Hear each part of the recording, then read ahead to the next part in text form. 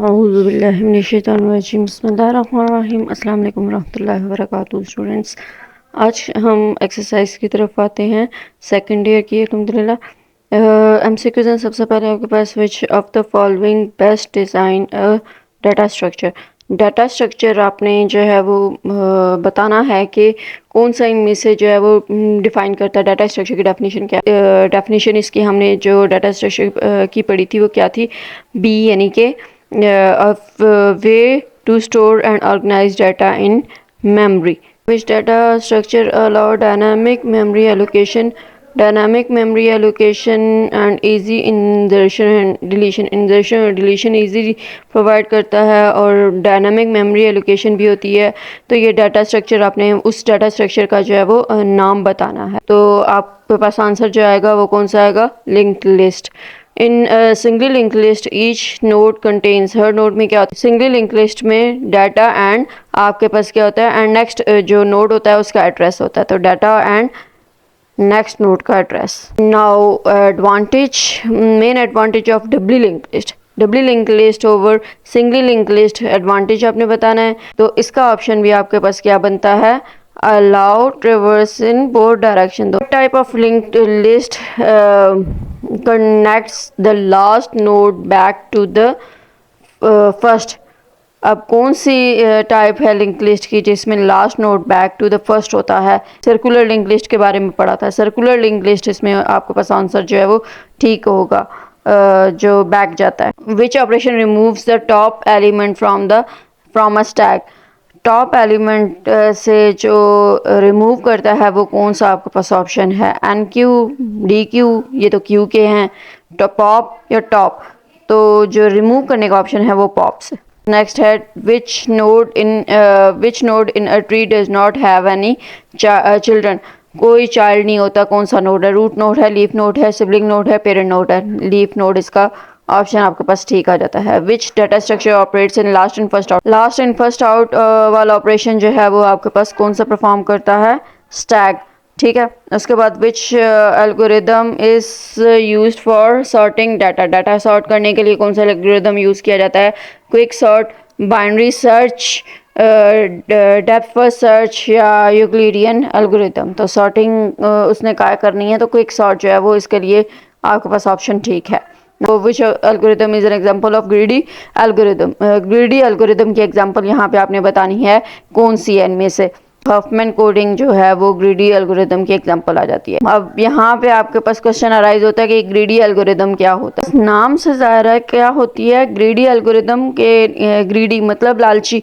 तो यहाँ पे ये देखेगा कि जो सबसे बेस्ट है, हर स्टेप में वो देखेगा जो सबसे बेस्ट ऑप्शन आपको लग रहा है उसी को चूज़ करेगा, जो सबसे बेस्ट ऑप्शन आपको लग रहा है उसी को चूज़ करेगा, ठीक है।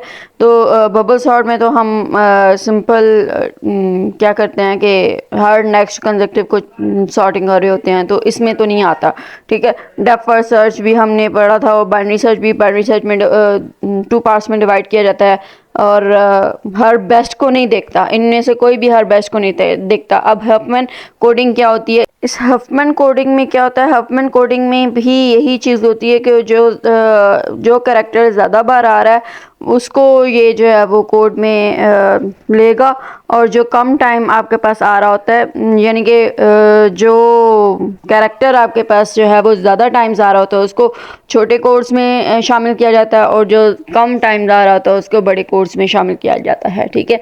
उसको जो है वो प्रायोरिटी बड़े कोड्स की दी जाती है।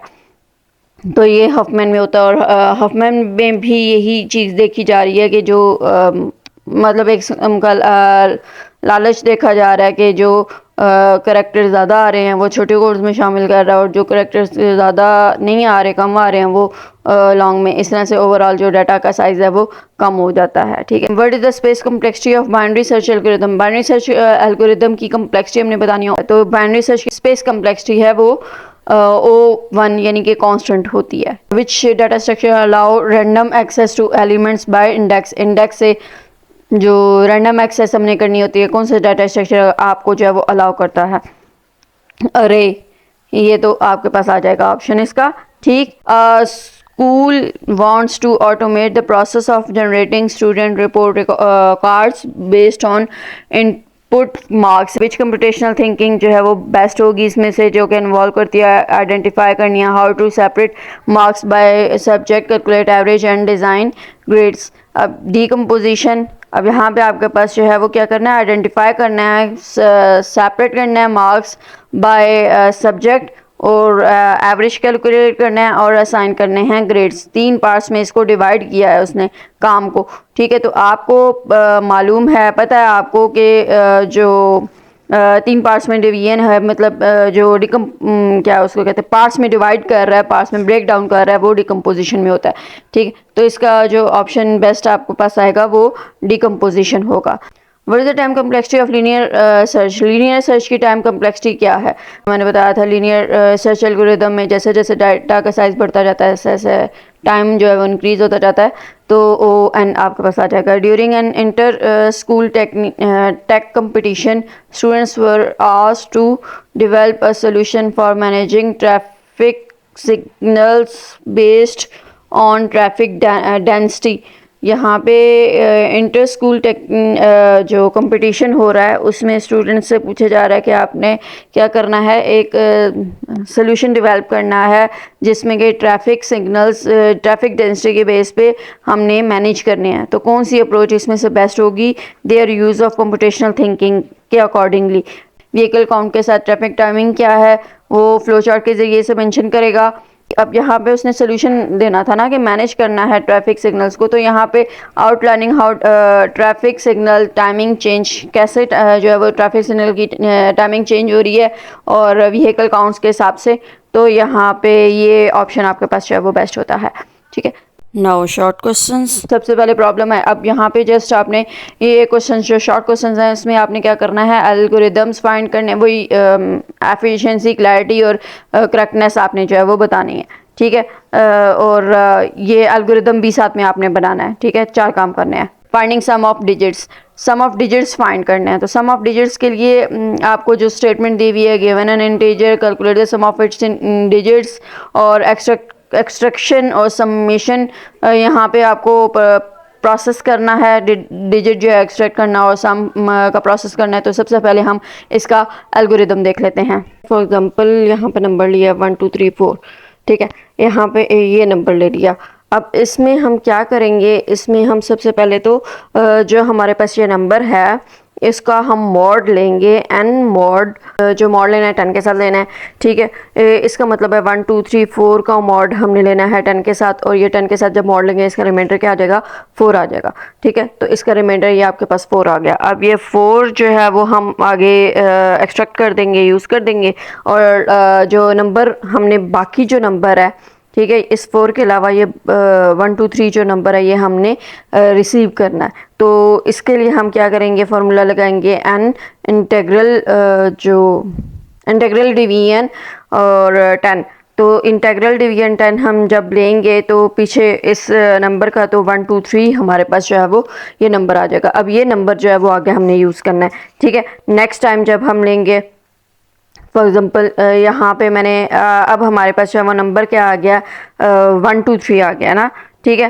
तो अब 1 2 3 का अगेन हम मॉड लेंगे, एन हमारे पास जो है वो 1 2 3 है, तो 1 2 3 का हम जो है वो मॉडुलस लेंगे 10 के साथ। उसके बाद हमारे पास जो है वो आ जाएगा 3, ठीक है। तो ये 4 3 2 1 ये इस तरह से आता जाएगा, और ये 4 + 3 फिर आगे 2 जो है वो हम ऐड करते जाएंगे। ये वाला 4 हमने जो है वो 3 में अब ऐड कर देना है। ये 4 हमारे पास आ गया था, यहाँ पे हमारे पास 3 आ गया है, तो ये 4 हम ऐड कर देंगे 3 में।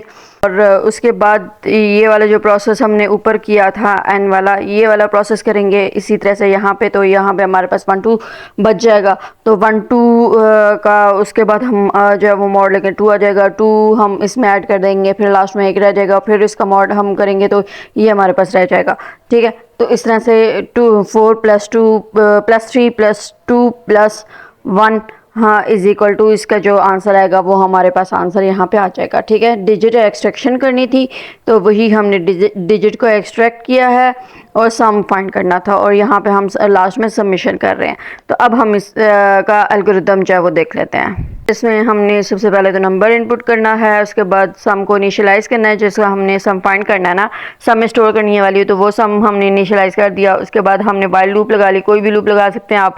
n इज़ ग्रेटर देन 0 होना चाहिए, ठीक है। n जब ग्रेटर देन 0 होगा तो हमने एक्सट्रैक्ट लास्ट डिजिट एक्सट्रैक्ट कर लेनी है, n मॉड 10, तो वो आ जाएगा आपके पास। अभी हम एग्जांपल जो कर रहे थे 1 2 3, उसमें 4 आ जाएगा।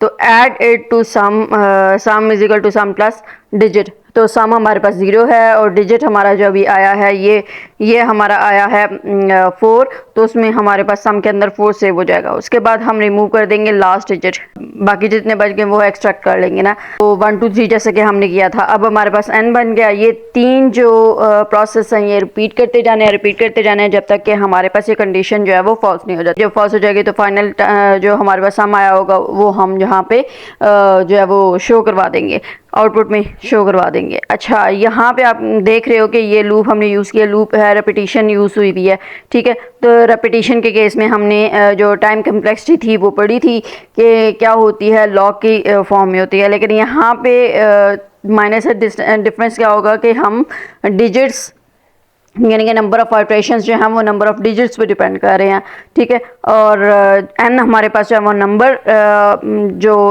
नंबर हमने दिया होगा वो होगा, और नंबर ऑफ डिजिट्स जैसा कि मेरी एग्जांपल में 4 डिजिट्स थे, तो नंबर ऑफ डिजिट्स जो है वो d से रिप्रेजेंट करेंगे, ठीक है। तो ओ ऑफ d आपके पास जो है वो क्या बन जाएगा with respect to number of digits, ठीक है। और अगर हम इन नंबर के रेफरेंस से देखें तो वो d जो है वो हमारे पास log बेस 10 बेस इसकी जो है वो 10 होगी, log बेस 10 एन हमारे पास यानी big O of log base 10 n हमारे पास टाइम कम्प्लेक्सिटी आ जाएगी। ये यानी कि डिपेंड करेगी लॉगरिथमिक अप्रोच पे कि जो जितना डाटा जो आपका नंबर है वो बड़ा होता जाएगा, स्लोली जो है वो आपका टाइम इंक्रीज करेगा, स्पीडीली इंक्रीज नहीं करेगा बल्कि स्लोली इंक्रीज करेगा, ठीक है। क्योंकि जो लॉगरिथमिक अप्रोच है वो ये कहती है। अच्छा, स्पेस कम्प्लेक्सिटी में हमने दो ही जो है वो वेरिएबल्स यूज़ किए थे, यानी कि यहाँ पे हमने एक सम का यूज़ किया, एक n यूज़ किया, ठीक है। और डिजिट्स यूज़ किए, कह लो कि यहाँ पे हमने 3 जो है वो वेरिएबल्स यूज़ किए हैं, लेकिन ये कांस्टेंट हैं, यही रहेंगे। इसके अलावा हमने एक और वेरिएबल कहीं यूज़ नहीं करना, तो स्पेस कम्प्लेक्सिटीज़ की जो है वो थ्रू आउट कांस्टेंट रहेगी। इसमें straight forward simple easy way में आप अंडरस्टैंड कर सकते हैं एल्गोरिथम को। अभी मैंने जैसे कि समझाया, 1 बाय 1 ऐड करना है और सेपरेट करते जाना है हर डिजिट को, और इसमें क्लियर आपको है कि डिजिट कैसे हम जो है वो शो करेंगे, एक्सट्रैक्ट करेंगे और सम करेंगे। तो ये क्लियर है जो आपका एल्गोरिथम है, ठीक है। उसके बाद आपके पास जो करेक्टनेस है, तो करेक्टनेस भी ये करेक्ट आपको तमाम पॉजिटिव नंबर्स का करेक्ट आंसर देगा, ठीक है। और इसमें डिजिट्स, हर डिजिट जो है वो एग्जैक्टली एक ही बार ऐड हो रहे हैं, तो आपको मैथमेटिकल रूल के मुताबिक ही ये फॉलो कर रहा है, मैथमेटिकल रूल को फॉलो कर रहा है, लॉजिकली सारे स्टेप्स जो है वो इसमें यूज़ किए जा रहे हैं। मतलब एक्सट्रैक्ट करना है, सम फाइंड करना है, इसमें रिमाइंडर और इंटीग्रल डिवीजन हम यूज़ कर रहे हैं, तो ये करेक्ट आपको आंसर देगा। मतलब इसकी करेक्टनेस जो है वो भी फुलफिल हो रही है। फाइंड हमने करना है फैक्टोरियल ऑफ अ नंबर का फैक्टोरियल फाइंड करना है। और स्टेटमेंट क्या है, फैक्टोरियल क्या होता है कि नॉन नेगेटिव नंबर का हमने फैक्टोरियल फाइंड करना है। और अप्रोच इसमें भी आइटरेटिव अप्रोच यूज़ हो रही है, ठीक है। तो इसका एल्गोरिदम क्या है कि फॉर एग्जांपल हमारे पास 4 का फैक्टोरियल हमने फाइंड करना है। 4 का फैक्टोरियल फाइंड करने के लिए हम क्या होता है कि 1 से लेकर उस नंबर तक जितने भी नंबर्स होते हैं उनको हमने मल्टीप्लाई करना होता है, ठीक है। 1 इंटू 2 इंटू 3 इंटू 4 ये मल्टीप्लाई करेंगे आप, तो आपका आंसर आ जाएगा 4 फैक्टोरियल का। इसी तरह से n फैक्टोरियल जो है वो आप 1 से लेकर n तक जितने भी नंबर्स हैं उनको मल्टीप्लाई करेंगे तो आपका जो है वो फैक्टोरियल फाइंड हो जाएगा। इनपुट करना है हमने n यानी कि नंबर इनपुट करना है, उसके बाद इनिशियलाइज करना है fact is equal two factorial को जो वेरिएबल है वो हमने लिया इज इक्वल टू 1, क्योंकि मल्टीप्लाई करना है यहाँ पे। तो फर्स्ट ऑफ ऑल इसको इनिशियलाइज करेंगे 1 के साथ, ठीक है। और for i is equal to 1, i is equal to 1 हम इसलिए ले रहे हैं क्योंकि 1 से हमने काउंटिंग स्टार्ट करनी होती है, 1 इंटू n तक जो है वो मल्टीप्लाई करना होता है ना, इसलिए। तो 1 को पहले i को पहले हमने 1 से इनिशियलाइज करवा लिया और n तक जाएगा, n नंबर जितना है उस तक जाएगा। मल्टीप्लाई फैक्टोरियल को हमने मल्टीप्लाई करना है बाय i आई से हम उसको मल्टीप्लाई करते जाएंगे, फैक्ट ये फार्मूला आ जाएगा आपके पास, fact is equal to fact into i, ठीक है। और उसके बाद हम इंक्रीमेंट करेंगे i is equal to i plus 1, और उसके बाद जब हमारे पास ये रिपीटिशन होती जाएगी एन तक, उसके बाद हमारे पास आउटपुट आ जाएगा फैक्ट, आउटपुट में आंसर आ जाएगा फैक्ट। तो यहाँ पे आप देख रहे हो कि जितना नंबर होगा उतने टाइम्स इसने रन करना है, जितना नंबर होगा उतने टाइम्स इसने एग्जीक्यूट होना है, ठीक है। ये फॉर लूप जो है वो रन करेगी, तो ये स्टेटमेंट्स एग्जीक्यूट होंगी। तो इससे ये पता चलता है कि हमारा जो टाइम कम्प्लेक्सिटी है वो बिग O ऑफ n आएगा, ना कि लॉग में आएगा, क्योंकि नंबर पे डिपेंड कर रहा है हमारा कि जितना बड़ा नंबर होगा उतनी ही हमारी कम्प्लेक्सिटी, टाइम कम्प्लेक्सिटी जो है वो ज़्यादा होगी। तो इसलिए जो टाइम कम्प्लेक्सिटी है वो बिग O ऑफ n आएगा, यानी कि लूप जितने टाइम्स रन करेगा उतना ही टाइम जो है उसको लगेगा। और स्पेस कम्प्लेक्सिटी जो है वो कांस्टेंट है, क्योंकि यहाँ पे हम फ्यू वेरिएबल्स यूज़ कर रहे हैं। एक हमने यूज़ किया है फैक्ट, एक यूज़ किया है n नंबर के लिए, और एक हमने i यूज़ किया, ठीक है। यही जो नंबर्स हैं वो कांस्टेंट रहेंगे, तो इसलिए ये स्पेस कम्प्लेक्सिटी तो इसकी कांस्टेंट है। उसके बाद हम क्लैरिटी और कम्प्लेक्सिटी, इसकी क्लैरिटी भी सिंपल ही है आपके पास के जो सिंपल एल्गोरिदम है वो यूज़ हो रहा है, इजीली अंडरस्टैंड हो सकता है। बेसिक लूप स्ट्रक्चर यहाँ पे यूज़ हो रहा है, क्लियर है और कंसाइज है। मतलब जो फैक्टोरियल फाइंड जिस तरह से करते हैं वही हमने जस्ट फॉर्मूला लगाना है यहाँ पे। तो क्लैरिटी यहाँ पे फुलफिल हो रही है, और करेक्टनेस भी है, क्योंकि जो हमारा फार्मूला है वो फैक्टोरियल का हमने यूज़ करना है। तमाम पॉजिटिव नंबर्स के लिए फैक्टोरियल निकल आता है, तो वो हम यहाँ पे फाइंड आउट करेंगे, और करेक्टनेस भी यहाँ पे इस तरह से फुलफिल हो रही है। नेक्स्ट लार्जेस्ट नंबर लिस्ट में से निकालना है, फाइंड करना है, ठीक है। आपके पास लिस्ट दी होगी, अब लिस्ट होगी, लिस्ट में से हमने लार्जेस्ट नंबर फाइंड करना है, और लिस्ट जो है वो इंटीजर्स कोई भी हो सकती है।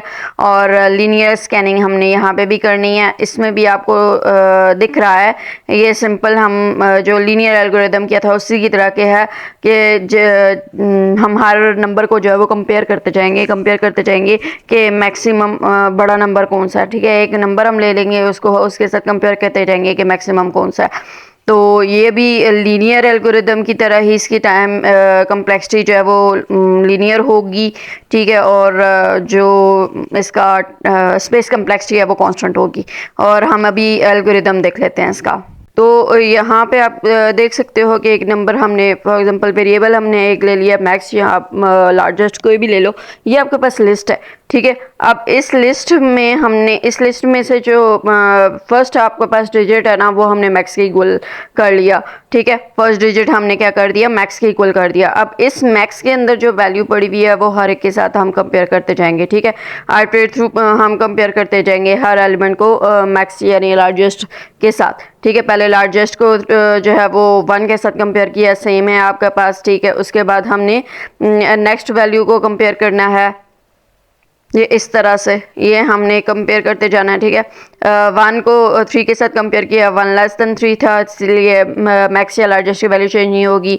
अगर जो है वो नंबर जिसे हम कंपेयर कर रहे हैं वो बड़ा होगा, जैसे कि यहाँ पे सेकंड स्टेप में, तो ये मैक्स की वैल्यू या लार्जेस्ट की वैल्यू जो है वो चेंज होती जाएगी, ठीक है। अगर नहीं होगा तो सेम रहेगी, कांस्टेंट रहेगी, और अगर बड़ी होगी वैल्यू, ग्रेटर होगी वैल्यू, तो चेंज होती जाएगी। और लास्ट में जो आपके पास मैक्स वैल्यू या लार्जेस्ट की वैल्यू आएगी वो हम यहाँ पे जो है वो आउटपुट में शो करवा देंगे, ठीक है। तो ये सिंपल सा आपके पास एल्गोरिदम था इसका, जो कि मैंने आपको यहाँ पे अभी समझा दिया। तो largest is equal to first number, उसके बाद for each number in the list, हर नंबर में हमने क्या करना है, कंपेयर करना है नंबर को लार्जेस्ट के साथ। अगर नंबर हमारा जो है वो बड़ा है तो लार्जेस्ट की वैल्यू, नंबर की वैल्यू लार्जेस्ट के अंदर आ जाएगी, ठीक है, अपडेट हो जाएगी ना लार्जेस्ट। तो उसके बाद लार्जेस्ट जो लास्ट टाइम आएगा, ये लूप होती रहेगी जब तक ये लिस्ट आपकी ख़त्म नहीं हो जाती। और लिस्ट जब जो है वो एंड तक पहुँच जाता है तो लार्जेस्ट की जो लास्ट टाइम वैल्यू आई होगी वो हम सेव करवा देंगे यहाँ पे।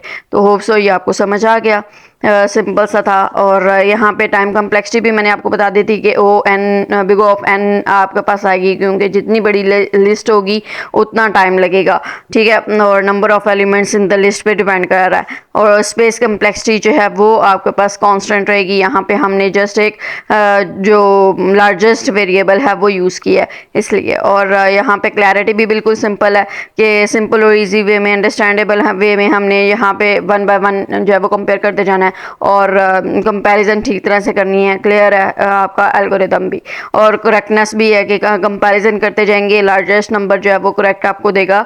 अगर हम पॉजिटिव नेगेटिव दोनों नंबर्स के लिए भी ये फुलफिल होगा, ठीक है।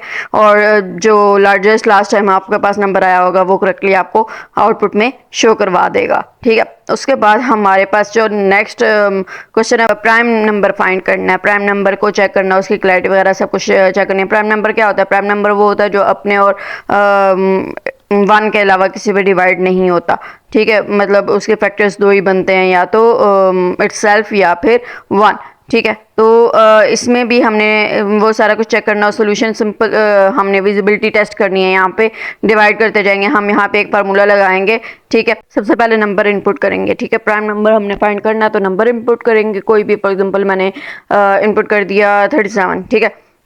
If n is less than equal to 1, अगर तो n less than equal to 1 होगा तो आपको फॉल्स आउटपुट कर देगा, बिकॉज 0 और 1 तो प्राइम नंबर नहीं होते, 2 से स्टार्ट होते हैं ना प्राइम नंबर, ठीक है। आपको उसके लिए सबसे पहले प्राइम नंबर का पता होना चाहिए। प्राइम नंबर जो है वो 2 से स्टार्ट होते हैं, 2 3 5 7, उसके बाद 11, ये वाले नंबर्स होते हैं, ठीक है। तो for each integer i from 2 to n-1, n-1 मतलब n जो नंबर होगा उससे एक हमने माइनस कर देना है। तो 2 से n-1 हम जो है वो आइट्रेशन चलाते रहेंगे, लूप चलाते रहेंगे, और यहाँ पे हम मॉड लेंगे, ठीक है।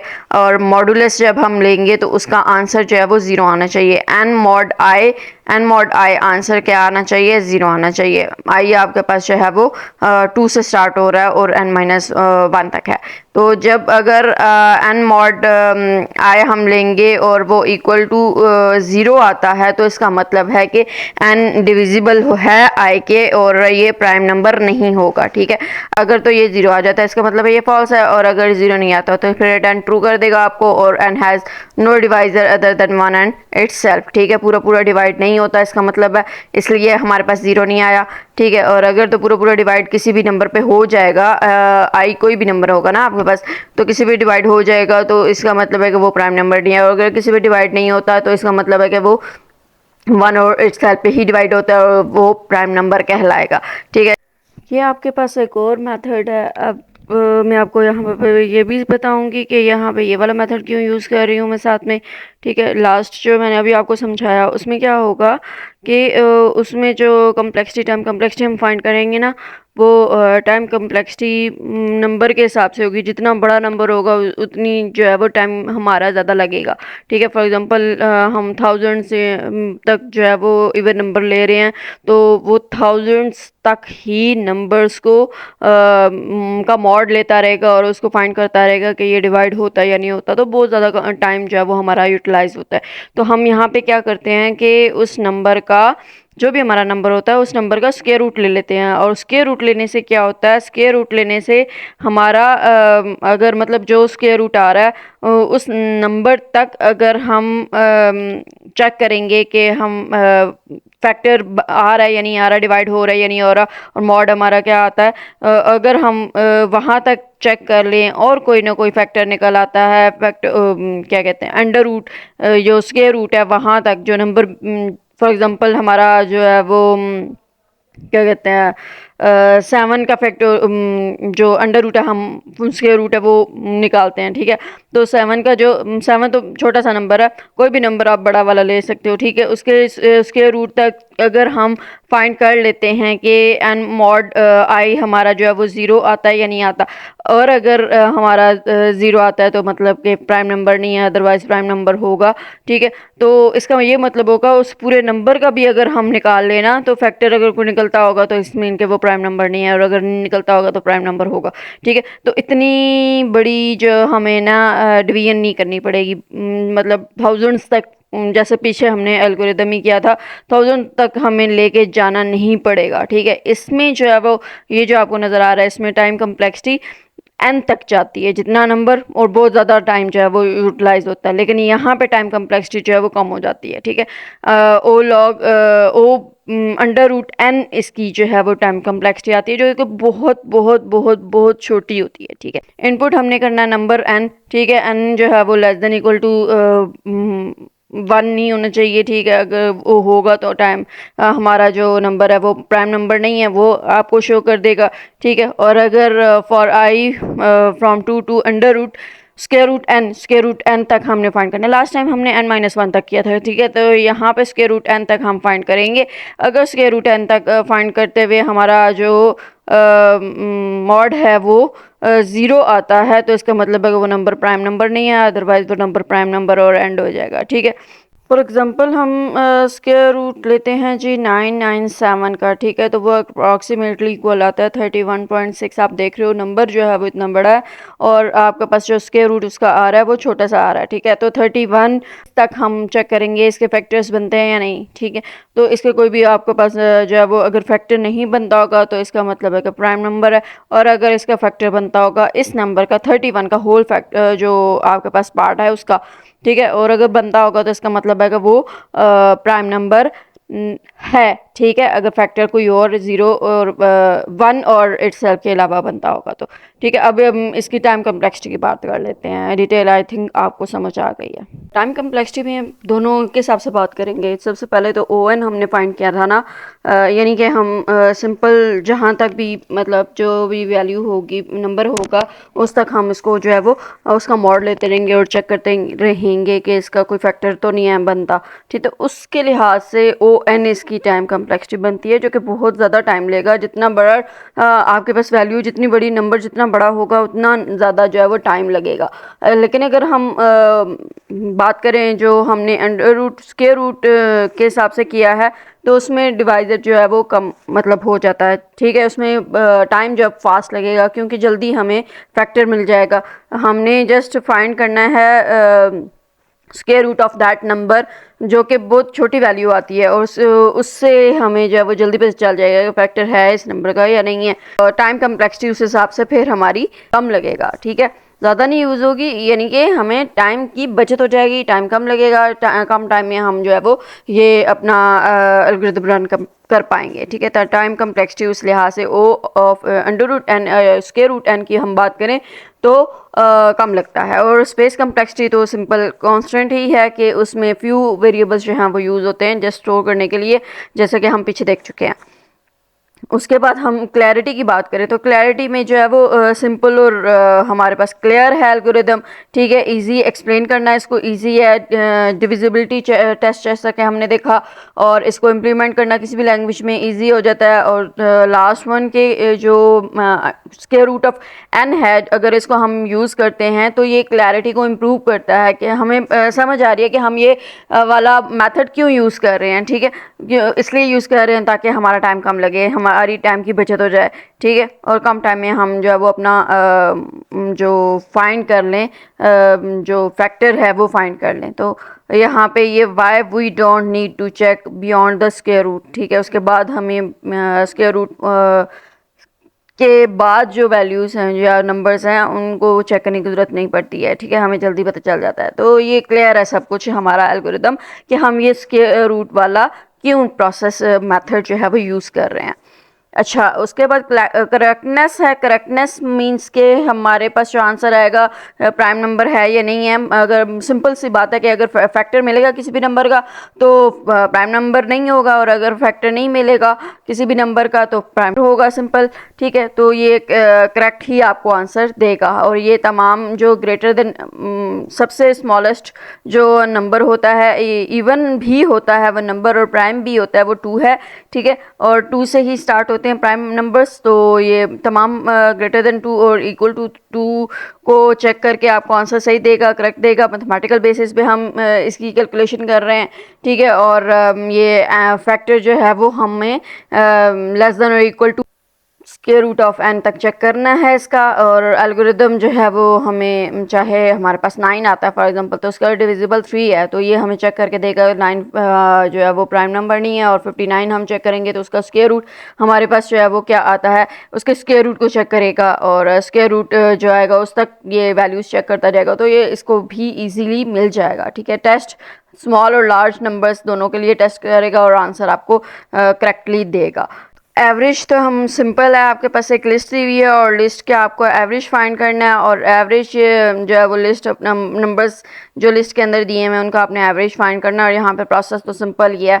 एवरेज का जो फार्मूला होता है सब हम सम करते हैं तमाम नंबर्स को, ठीक है। जितनी भी लिस्ट के अंदर नंबर्स होंगे उनको हम सम करेंगे और उसके बाद उस जितने नंबर्स होंगे उनसे हम डिवाइड कर देंगे, ठीक है। फॉर एग्जांपल 5 नंबर्स हमारे पास लिस्ट के अंदर, तो 5 नंबर्स जितने जो हैं उनको हमने सम करना है और उसको 5 से डिवाइड कर देना। आपने लिस्ट इनपुट कर लेनी है, उसके बाद आपने सम को इनिशियलाइज कर देना है 0 के साथ और उसके बाद हर एलिमेंट को आपने लिस्ट में चेक करना है, ठीक है।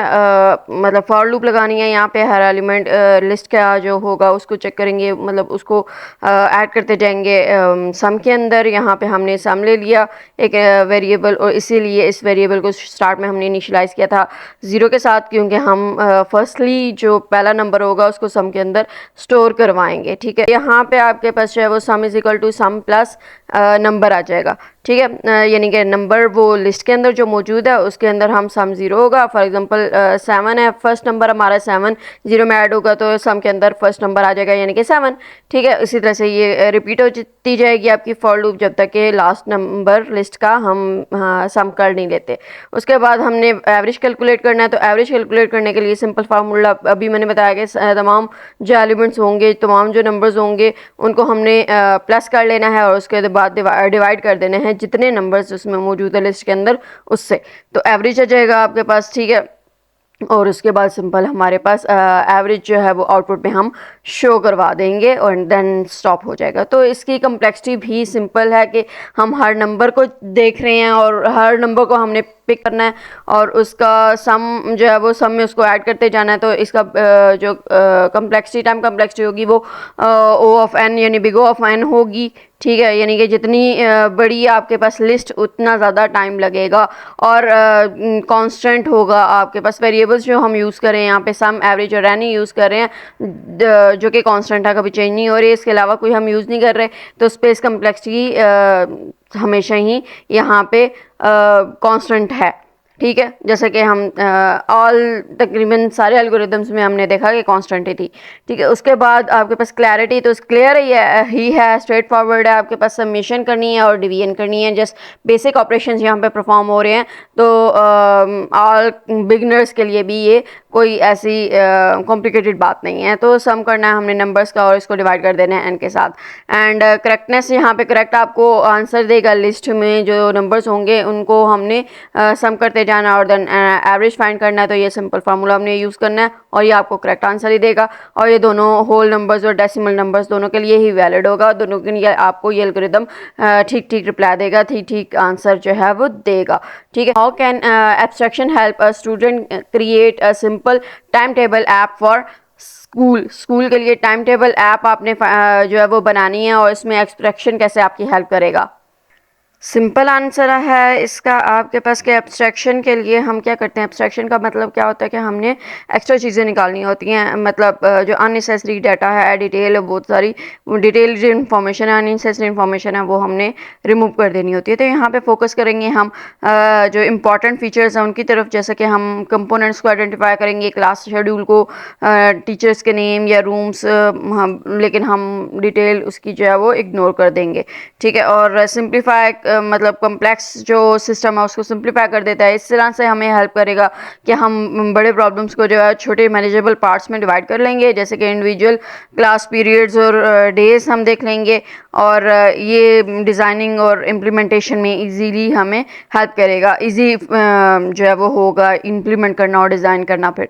और modelling real word entities representing school schedules and classes as abstract object, making it easy to organize and manipulate data को manipulate करना और arrange करके रखना, उसको मतलब analyze करना या जो भी काम कर लेना है उससे वो easy हो जाएगा। और abstraction के ज़रिए से student जो है वो functional जो भी मतलब काम वो लेना चाहते हैं वो clearly काम straight forwardly ले सकेंगे और user friendly टाइम टेबल आपके पास, टाइम टेबल ऐप आपके पास जो है वो आ जाएगी। नेक्स्ट एक शॉपकीपर है और वो चाहता है कि एक प्रोग्राम यूज़ करना to quickly find a product in a long list में प्रोडक्ट फाइंड करना, लेकिन क्विकली कैसे फाइंड हो सकता है। Which type of algorithm should they use and why, कौन सा ये जो है वो एल्गोरिदम यूज़ करेगा और क्यों यूज़ करेगा। तो यहाँ पे लीनियर अगर यूज़ करेगा तो उसमें टाइम तो ज़्यादा लगेगा, लेकिन उसे जल्दी काम लेना है तो फिर यहाँ पे हम बाइनरी सर्च जो है वो यूज़ करेंगे। प्रोडक्ट फाइंड करना है ना, फाइंड मतलब सर्च करना है, तो उसमें प्रोडक्ट फाइंड करने के लिए हम बाइनरी सर्च एल्गोरिदम जो है वो यूज़ करेंगे। बाइनरी सर्च एल्गोरिदम जो है वो हाफ में डिवाइड करता जाता है, ठीक है। तो इस तरह से जो टाइम कम्प्लेक्सिटी है उसकी वो कम, मतलब टाइम कम लगेगा, उसे क्विकली चाहिए तो वो ज़्यादा बेस्ट रहेगा। एफिशिएंसी इसकी जो है वो बहुत फास्टर होगी लीनियर सर्च की निस्बत, और स्पीड भी इसकी जो है वो हाफ में डिवाइड हो जाती है हर कंपैरिजन में, जिसकी वजह से टाइम जो है वो कम लगेगा और स्पीडली आपको जो प्रोडक्ट है वो मिल जाएगा, ठीक है। The list needs to be sorted for binary search to work. It's ideal for searching large data set के लिए भी आइडियल होता है।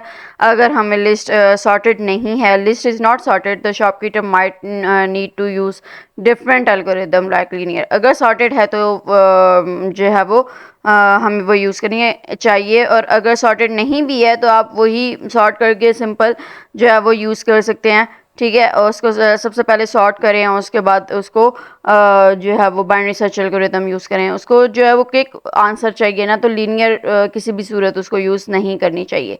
यहाँ पे लॉन्ग क्वेश्चंस में आपको जो है वो बबल सॉर्ट और मर्ज सॉर्ट में डिफरेंस मतलब कंपैरिजन करना है और उसकी एफिशिएंसी को एवेल्युएट करना है। अगर हमारे पास लिस्ट में 1000 स्टूडेंट नेम्स हैं तो उसके लिए सॉर्टिंग इसमें जो है वो हमें कंपेयर करना है उसकी एफिशिएंसी को, और डिस्कस करने का टाइम कम्प्लेक्सिटी उसकी और क्लैरिटी, और इसके अलावा कौन सा इसमें सूटेबल होगा और क्यों सूटेबल होगा ये हमें देखना है।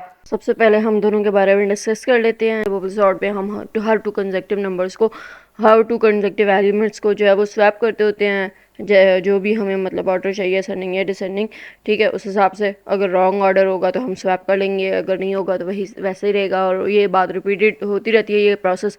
और इस वजह से जो है वो हम मतलब उसके बाद जो है वो हमारे पास सॉर्टेड लिस्ट आ जाती है, ठीक है। और इसकी जो टाइम कम्प्लेक्सिटी है उसकी बात करें तो वो एन स्केयर बनती है, ठीक है। यानी कि अगर हमारे पास 1000 नेम्स हैं तो इसका मतलब है कि 1000 मल्टीप्लाई बाय 1000, ये हमारे पास बहुत ज़्यादा कंपैरिजंस बन जाएंगे, ठीक है।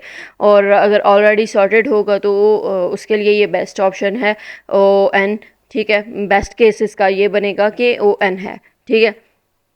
और अगर सॉर्टेड हो और दूसरा स्मॉल ऑप्टिमाइजेशन यानी कि डाटा स्मॉल हो तो उसके लिए, लार्ज डाटा सेट के लिए ये बेस्ट नहीं होगी। और इजीली इसको अंडरस्टैंड करना ऑल्दो कि इजी है, इजीली अंडरस्टैंडेबल हो जाती है और इम्प्लीमेंट करना भी इसको इजी हो जाता है, लेकिन ये जो है वो ज़्यादा टाइम आपको लेगा, यानी कि स्लो होगी, ठीक है। तो मर्ज सॉर्ट में डिवाइड एंड कंकर एल्गोरिदम जो है वो यूज़ होता है, जो कि हम लेक्चर्स में अक्सर डिस्कस कर भी चुके हैं। उसमें क्या होता है कि हम सबसे पहले तो 200 में 2 पार्ट्स में उसको डिवाइड करते हैं जो भी लिस्ट होती है हमारी, और उसके बाद उसको अरेंज करने के बाद हम उसको मर्ज कर लेते हैं, ठीक है। सॉर्ट करने के बाद उसको हम मर्ज कर लेते हैं। तो इसकी अगर हम टाइम कम्प्लेक्सिटी देखें वर्स्ट केस में, इसमें इसकी टाइम कम्प्लेक्सिटी जो है वो लॉग एन होती है, लॉग एन। और बेस्ट जो केस होगा उसमें भी लॉग एन होगा, यानी कि कम टाइम लगेगा, ठीक है। यानी कि हमारे पास टाइम जो है वो वर्स्ट केस हो या बेस्ट केस हो, दोनों केसेस में टाइम कम यूज़ होगा, स्लोली जो है वो टाइम इंक्रीज़ करेगा। अगर हमारा डाटा ज़्यादा बड़ा भी हो जाए तो भी, ठीक है, लिस्ट अगर बड़ी भी हो जाए तो भी टाइम कम लगेगा। और क्लैरिटी ये ज़्यादा कम्प्लेक्स इम्प्लीमेंट करना इसको, ऑल्दो के बबल सॉर्ट की निस्बत कम्प्लेक्स है और स्ट्रेट फॉरवर्ड, लेकिन फिर भी लार्ज डाटा सेट अगर होगा तो उसके लिए एफिशिएंट और स्ट्रेट फॉरवर्ड होगा। तो मर्ज सॉर्ट अगर हम देखें तो मर्ज सॉर्ट जो है वो अप्रॉक्सीमेटली अगर 1000 हमारे पास नेम्स हैं तो 10,000 जस्ट कंपैरिजंस लेगा, क्योंकि इसकी लॉग एन हमने जो है वो टाइम कम्प्लेक्सिटी देखी है। तो ये बहुत कम टाइम इसका मतलब है कि ले रहा है बबल सॉर्ट की निस्बत। तो आप देख सकते हो कि कौन सा इसमें से जो है वो बेस्ट हो रहा है। Merge sort I think is more suitable, and you can see that why merge sort is more suitable to use for 1000 student names. This is because merge sort faster होती है सॉर्ट करने में। Large data set अगर आपके पास होगा तो उसके लिए भी सॉर्ट करना इजी होगा। इसके अलावा अगर हम हैंडल करना चाहते हैं लार्ज डाटा सेट तो इजीली इम्प्लीमेंट करना भी इसको ईजी होता है, ठीक है, और फास्टली आपको रिप्लाई भी देगा, और इसके अलावा इक्वल एलिमेंट्स को प्रिजर्व करना भी ऑर्डर में जो है वो ईजी होगा, ठीक है। तो ओवरऑल हमने देखा कि मर्ज सॉर्ट जो है वो यूज़ करना ज़्यादा बेस्ट है। डिफरेंस फाइंड करना है स्टैक और क्यू के दरमियान। डिफरेंस आपने देखना है, एक तो ये लिस्ट बतानी है और दूसरा आपने लिस्ट, ये जो हमने डिफरेंस है स्टैक एंड क्यू के दरमियान, ये तो हमने जब लेक्चर पढ़ा था तब भी हमने देखा था। और उसके बाद हमने देखना है कि how does their operation affect algorithm design, algorithm design को कैसे अफेक्ट करता है, और रियल लाइफ एग्जांपल्स भी उसकी हमने डाटा स्ट्रक्चर, हर डाटा स्ट्रक्चर की देनी है। स्टैक जो है वो लीफो प्रिंसिपल को फॉलो करता है, और क्यू जो है वो यूज़ करता है फीफो प्रिंसिपल, और पुश का बटन, पॉप का बटन और पीक का बटन जो है वो स्टैक में यूज़ होता है। और क्यू जो होती है उसके अंदर एन क्यू और डी क्यू यूज़ किया जाता है, और स्टैक के अंदर दोनों इंसर्शन और डिलीशन जो है वो सेम एंड से होती हैं, लेकिन क्यू के अंदर हमारे पास इंसर्शन के लिए अलग जो आपके पास मतलब इंसर्ट एक साइड से इंसर्ट करेंगे और डिलीशन दूसरी साइड से हमने करनी होती है। फ्रंट से हम क्यू की फ्रंट से डिलीशन करते हैं, और रेयर से पीछे से हम जो है वो इंसर्शन करते हैं। और एग्जांपल की बात करें तो यहाँ पे स्टैक प्लेट्स हैं, प्लेट्स को हम स्टैक में रखते हैं, या फिर हम टिकट्स काउंटर की बात करें तो वो क्यू में आ जाता है, ठीक है। स्टैक तब बेस्ट होती है जब ऑपरेशंस मतलब इस तरह के आ जाते हैं जहाँ पे हमने कीप ट्रैक करना है, स्टेट्स में वापस जाना है या रिवर्स करना है, ठीक है। और क्यू जो है वो तब बेस्ट होती है जब हम ऑर्डर्स जहाँ पे मतलब प्रोसेसिंग मैटर करता है, ऑर्डर मैटर करता है जहाँ पे, यानी कि फर्स्ट इन फर्स्ट आउट जब ऑर्डर मैटर करता है तो हम क्यू यूज़ करते हैं। जब हमें ऑपरेशंस का ज़्यादा ख्याल रखना होता है, रिवर्स्ड या कीप ट्रैक रखना है हमने, तो उस केस में हम स्टैक यूज़ करते हैं। और real life examples browsing history है, यानी कि बैक बटन हमने करना है, उसमें लास्ट पेज जो है वो हमने विजिट करना है, और is the first one you go back to just like a stack, यानी कि बैक बटन में हम क्या करते हैं, लास्ट पेज हमें जो कि सबसे पहले ओपन किया तो वो सबसे लास्ट में क्लोज होता है, ठीक है। और उसको हमने विज़िट जो है उस हिसाब से करना होता है, फर्स्ट जो लास्ट पेज ओपन हुआ वो सबसे पहले ही हम विज़िट कर रहे होते हैं, तो ये चीज़ आ जाती है। और क्यू में हमारे पास टिकट काउंटर है, इसके एग्जांपल है, कहीं भी हो सकता है, ठीक है, जो आपके पास स्टेशन है उसके अंदर हो सकता है, या हॉस्पिटल्स के अंदर क्यू होती है, ठीक है, या आपके पास काउंटर कहीं भी अगर आपने लाइन बनाई हुई है, क्यू बनाई हुई है, तो क्यू कतार को ही कहते हैं ना, तो इसमें फर्स्ट पर्सन जो आया है उसको पहली प्रायोरिटी दी जाएगी, उसको सर्विस फर्स्ट दी जाएगी और बाद में बाकियों को दी जाएगी, ठीक है। एक्सप्लेन करना है आपने importance of tree reversal techniques को, और इन ऑर्डर, प्री ऑर्डर और पोस्ट ऑर्डर रिवर्सल्स जो हैं वो एग्जांपल्स के साथ और यूजर्स के साथ इसकी कंपैरिजन बताना है। ट्री जो है वो हायरार्किकल डाटा स्ट्रक्चर होता है जिसमें के नोड्स होते हैं जो कि एजेस के साथ कनेक्टेड होते हैं, और ट्री रिवर्सल एक ऐसा प्रोसेस होता है जिसमें हमने हर नोड को विजिट करना होता है, ठीक है, हर नोड से पास आउट होना होता है एक बार लाजमी। ट्री ट्रेवर्सल मेथड जो है वो सर्च करने के लिए पर्टिकुलर नोड को ट्री के अंदर से इजी होता है, इंसर्ट करना, डिलीट करना, अपडेट करना और ट्री के अंदर डाटा को, तो वो इजीली हम मतलब करेक्ट नोड आपको मिल जाता है, रीच हो जाता है, ठीक है। और इंसर्शन डिलीशन इजीली हम कर पाते हैं, ये इंपॉर्टेंस है इसकी।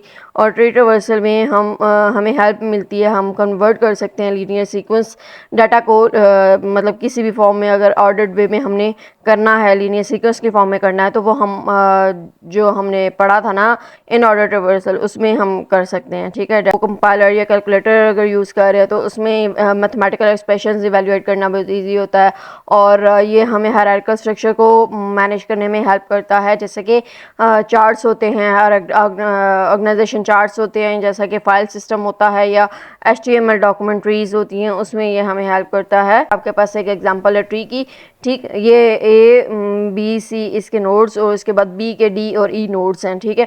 नीचे आपके पास जो है वो एक एग्जांपल, इसी एग्जांपल को लेके जो उसने एग्जांपल कहा था ना कि यूजेस और एग्जांपल को यूज़ करते हुए कंपैरिजन करना है, तो नीचे कंपैरिजन के लिए ये ट्री आप कंसिडर करेंगे, ठीक है। तो यहाँ पे आपके पास इन ऑर्डर रिवर्सल होगा तो लेफ़्ट ये इन ऑर्डर रिवर्सल आपको याद अगर करना हो ना, तो याद कैसे आप कर सकते हैं, इन मतलब रूट को आपने जहन में रखना, रूट इन अंदर मतलब आ रहा है, ठीक है, तो इन ऑर्डर रिवर्सल में होगा। और अगर प्री है, प्री का मतलब पहले, तो रूट जो है वो पहले आएगा। और पोस्ट, पोस्ट का मतलब बाद में, तो रूट जो है वो लास्ट में बाद में आएगा, ठीक है। और लेफ़्ट राइट जो है वो इसी ऑर्डर में आपने याद रखना है, ठीक है। लेफ़्ट राइट आपने याद रख लेना है कि पहले लेफ़्ट आ रहा है फिर राइट आ रहा है, बाद में नहीं, राइट पहले कभी नहीं आ रहा, लेफ़्ट पहले आ रहा है राइट बाद में आ रहा है, ठीक है। लेकिन प्लेसमेंट जो है वो रूट की चेंज करनी है। रूट की कैसे चेंज करनी है प्लेसमेंट, इन ऑर्डर रिवर्सल में दरमियान में रखना है, इन में रखना है, अंदर रखना है। रूट को प्री ऑर्डर रिवर्सल में प्री पहले आएगा, रूट पहले आ जाएगा। पोस्ट ऑर्डर रिवर्सल में रूट जो है वो बाद में आएगा, लास्ट में आ जाएगा, ठीक है। ये देखो डी लेफ्ट, ये डी, रूट बी, फिर राइट ई, ठीक है, डी बी ई, और ये हमारा लेफ्ट होगा, फिर ए और ये सी आ जाएगा, ठीक है। तो यहाँ पे ये ए और सी आ गया। It is used in binary search tree, और ये डिस्प्ले असेंडिंग ऑर्डर में यूज़ केस ये है कि ये असेंडिंग ऑर्डर में डिस्प्ले आइटम्स को करना, उसके लिए बेस्ट होता है, और बीएसटी में ये यूज़ किया जाता है। प्री ऑर्डर रिवर्सल में रूट पहले आएगा और लेफ्ट और फिर राइट होगा, तो ए बी डी ई सी। कैसे, रूट पहले आना है, ए बी लेफ्ट फिर सी आना है, ठीक है। तो ए बी पहले हमने सारे लेफ्ट को जो है वो कर लेना है, ए बी और ये डी ई, फिर लास्ट में सी आएगा। पहले ए रूट और ये रूट और ये ई पहले कर लेंगे, फिर उसके बाद राइट की तरफ हमने जाना है, ठीक है। तो इसलिए सी लास्ट में आएगा। उसके बाद पोस्ट ऑर्डर रिवर्सल है, तो पोस्ट ऑर्डर रिवर्सल में हम क्या करते हैं, रूट जो है वो लास्ट में ले लेते हैं। तो लेफ़्ट वाला क्या है, पहले डी यानी कि लेफ़्ट में है आपके पास, तो वो पहले होगा, ठीक है। और फिर ई आएगा, फिर बी आएगा आपके पास, ये आप देख सकते हो कि पहले लेफ़्ट फिर राइट फिर रूट है, तो डी ई और बी लास्ट में आएगा, ठीक है ना। तो डी ई बी और उसके बाद ये सी और फिर लास्ट में ए आएगा। रूट लास्ट में आना है तो इसलिए ए लास्ट में आ गया। और यहाँ पे आपके पास जो प्री ऑर्डर रिवर्सल है वो यूज़ होता है ट्री की कॉपी क्रिएट करने में, या फिर आपने फाइल्स के अंदर ट्री स्ट्रक्चर स्टोर करना है तो उसके लिए ये ज़्यादा यूज़फुल होता है। और अगर पोस्ट ऑर्डर रिवर्सल की बात करें तो वो हमने अगर ट्री से कुछ डिलीट करना है तो उसके लिए ये बेस्ट होगा, या मैथमेटिकल एक्सप्रेशंस के लिए भी ये बेस्ट होता है। और नेक्स्ट वीडियो तक के लिए अपना बहुत सारा ख्याल रखें। टेक केयर, अल्लाह हाफ़िज़।